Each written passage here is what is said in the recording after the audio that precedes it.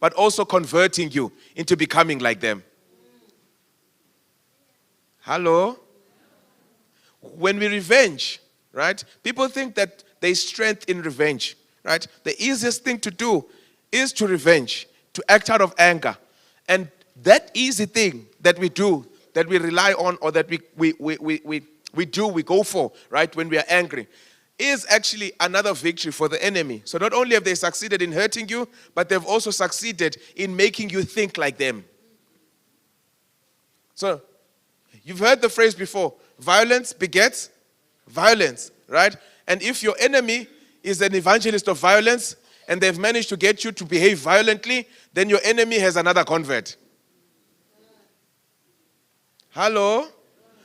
That is why when David is seated at the table, God prepares a table for David in the presence of his enemies. God doesn't prepare weapons for David in the presence of his enemies. Why? Because the preparation of the table is to evangelize the enemies, so that David does not become like his enemies, but his enemies become like David. And how do we see this? The enemies prepare violence for David. God prepares abundance for David in the presence of his enemies. What is happening here? God is trying to change the behavior and the pattern and the cycle of violence. That just because they are your enemies, do not become to them what they are to you.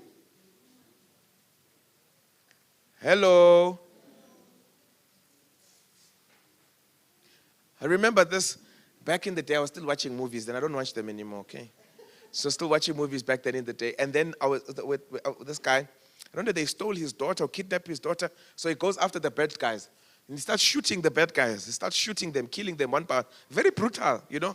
Starts shooting them. I think the first installment, then he gets his daughter back. And then again, his daughter travels and she gets stolen again. Hey, these girls that keep getting stolen. Then she gets stolen again. Then he goes again and he goes, looks for her, kills the bad guys. Then he decides, you know what? Let me just not stop by killing the guys that took my daughter. Let me kill all of them. Right? So he kills the guys that took his daughter and he goes right up to the big boss. He gets to the big boss. They're in a bath or they're in some sauna together and they fight. And then he manages to shoot the boss. Then the boss says to him before he dies, he says, look at you. I have managed to turn you into me. Right?